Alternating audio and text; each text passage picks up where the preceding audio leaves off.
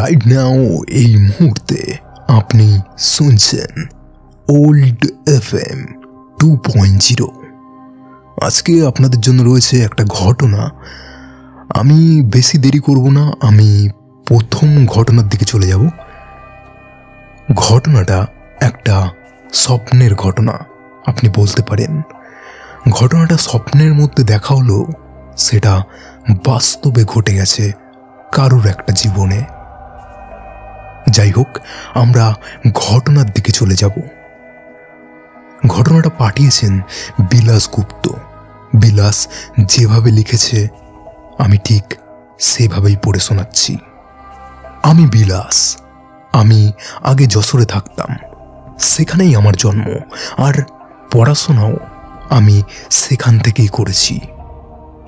আমি যশোরের যেই পাড়ায় থাকতাম সেই পাড়ার নাম হচ্ছে ষষ্ঠীতলা পাড়া। সেখানেরই একজন মুরব্বির কাছ থেকে এই ঘটনাটা আমি জানতে পারি। ঘটনাটা একটা পুকুরকে নিয়ে এবং একটা ছেলেকে নিয়ে।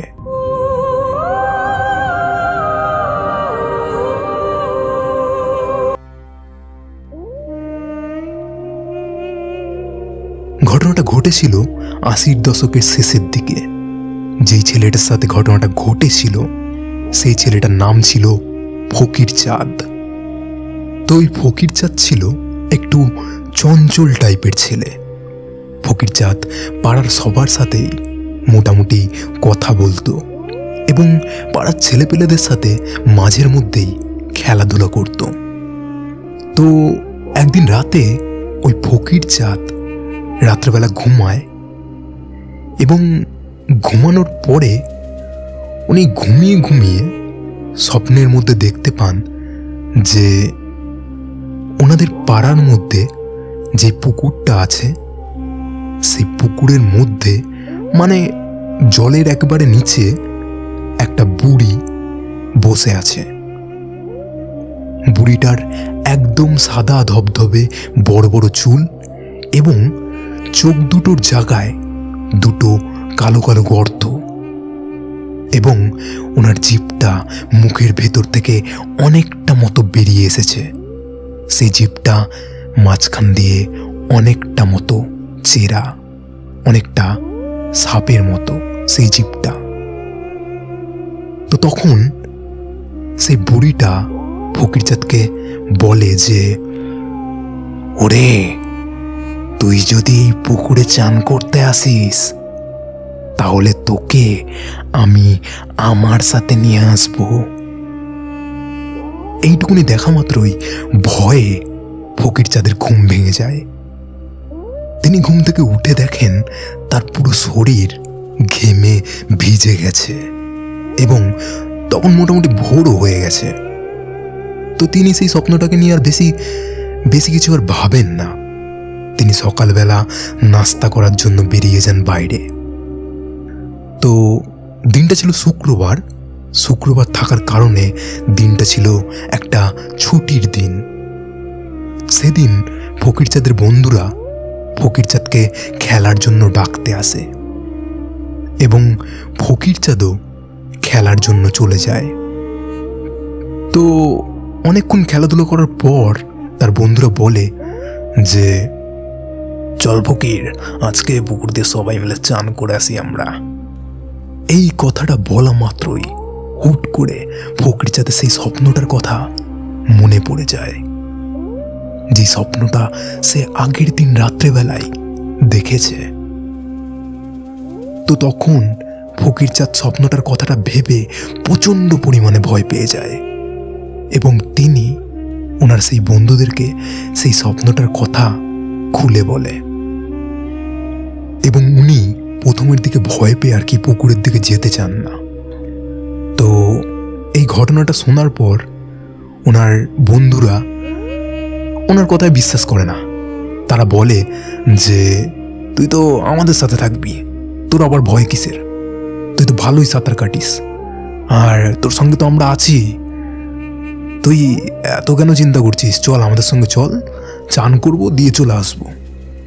আরে আমরা তো তোর সঙ্গে থাকবো।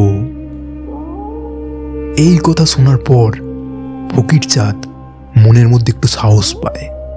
উনি ভাবে যে হ্যাঁ, ঠিকই তো বলেছে, আমি তো রোজই সাঁতার কাটি, আমার আবার কিসের ভয়। এবং তিনি পুকুরে যাওয়ার জন্য রাজি হয়ে যায়। প্রথমের দিকে সবকিছু ঠিকঠাকই ছিল। ফকির চাঁদ ভালোই সাঁতার কাটছিল বন্ধুদের সাথে এবং নানান ধরনের গল্প করছিল। কিন্তু কিছুক্ষণ পরেই তার বন্ধুরা খেয়াল করে যে ফকির চাঁদকে ওই পুকুরের মধ্যে আর দেখা যাচ্ছে না। মানে বিষয়টা হচ্ছে এরকম যে ফকির চাঁদকে পুকুরের এপারেও দেখা যাচ্ছে না আর ওপারেও দেখা যাচ্ছে না, আর পুকুরের জলের মধ্যেও ফকির চাঁদ আর নেই। তো তখন ফকির চাঁদের বন্ধুরা পুকুরের এদিকে ওদিকে খুঁজতে থাকে ফকির চাঁদকে, কিন্তু পায় না।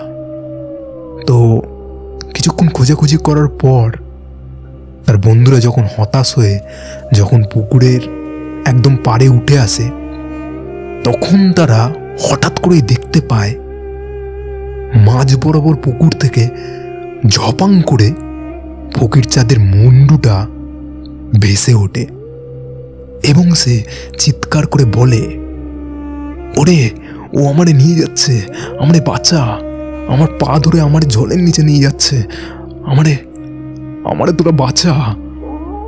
তো এই দৃশ্য দেখার পর ফকির চাঁদের বন্ধুরা পুকুরে ঝাঁপ দেয় তাকে বাঁচানোর উদ্দেশ্যে।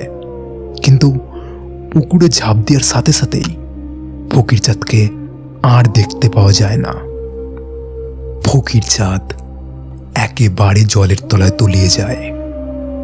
ফকির চাঁদের বন্ধুরা যারা ছিল তারা ডুব সাঁতার মেরেও ফকির চাঁদকে খুঁজে আর বের করতে পারে না এবং অনেকক্ষণ সময় কেটে যায়, কিন্তু ফকির চাঁদ জল থেকে আর উঠে আসে না।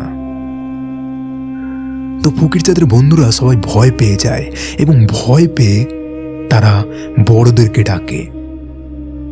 বড় বড় লোকেরা যখন আসে তখন ফকির চাঁদের বন্ধুরা তাদেরকে সবকিছু খুলে বলে এবং সবকিছু শোনার পর তারা ডুব সাঁতার মেরে ফকির চাঁদকে খুঁজতে যায় পুকুরের নিচে।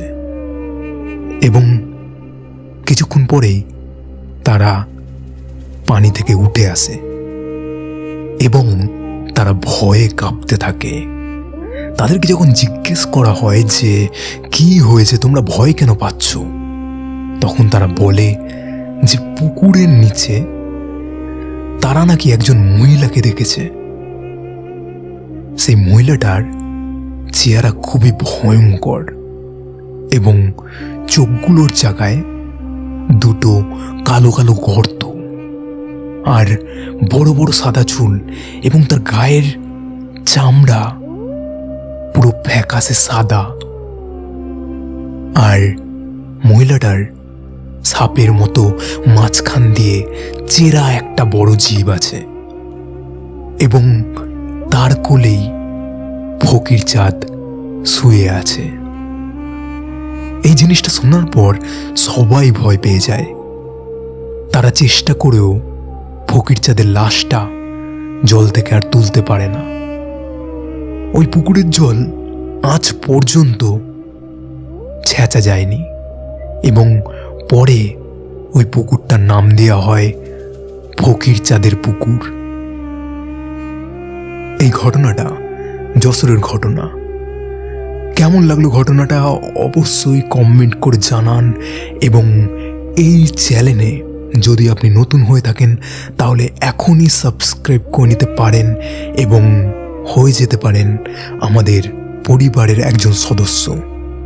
যদি ঘটনাটা ভালো লাগে তাহলে একটা লাইক করবেন এবং কমেন্ট করে জানাবেন আপনার মতামত এবং সাবস্ক্রাইব করতে পারেন আমাদের ইউটিউব চ্যানেলটাকে যদি আপনি এরকম ঘটনা শুনতে পছন্দ করেন। তো ধন্যবাদ এতক্ষণ আমাকে শোনার জন্য। আমি আবার আসবো একটা নতুন এপিসোডের সাথে।